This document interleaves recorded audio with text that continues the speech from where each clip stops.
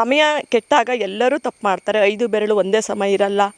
ಆ ಸಮಯ ಆ ಕ್ಷಣ ದರ್ಶನ್ ಒಂದು ಸಾರಿ ಯೋಚನೆ ಮಾಡಬೇಕಿತ್ತು. ಆ ವಿಚಾರದಲ್ಲಿ ದರ್ಶನ್ ಪರ ನಾನು ಮಾತಾಡ್ತಿದ್ದೀನಿ ಅಂತಲ್ಲ, ತಪ್ಪೇ ಯಾರು ಮಾಡಿದ್ರೂ ತಪ್ಪೇ. ಆದರೆ ಎದುರುಗಡೆ ಇರೋ ವ್ಯಕ್ತಿ ಏನು ತಪ್ಪು ಮಾಡಿದ್ದಾರೆ ಅಂತ ನೋಡ್ಬೋದಿತ್ತು. ಅವನು ತುಂಬ ಒಳ್ಳೆ ವ್ಯಕ್ತಿನ ಅಲ್ಲ. ಅಶ್ಲೀಲ ಮೆಸೇಜ್ಗಳನ್ನು ಕಳಿಸೋದು, ಅಶ್ಲೀಲ ಚಿತ್ರಗಳನ್ನು ಕಳಿಸೋದು, ಅದನ್ನು ಮಾಡದೇ ಇದ್ದಿದ್ದರೆ ದರ್ಶನ್ ಇವತ್ತು ಹೋಗ್ತಾ ಇರಲಿಲ್ಲ. ಯಾವಾಗಲೂ ಒಂದು ಕಲ್ಲನ್ನು ನಾವು ಹೊಡೆದಾಗ ಅದು ನಮಗೆ ವಾಪಸ್ ಬಂದಾಗ ಮಾತ್ರ ನಾವು ಅದ್ರ ಬಗ್ಗೆ ಸಿಟ್ಟಿಗೆ ಹೇಳ್ತೀವಿ. ಬಿಟ್ಟರೆ ಆ ಕಲ್ಲು ನಮ್ಮ ಹತ್ರ ಬರದೇ ಹೋದಾಗ ನಾವು ಸಿಟ್ಟಿಗೆ ಹೇಳಲ್ಲ.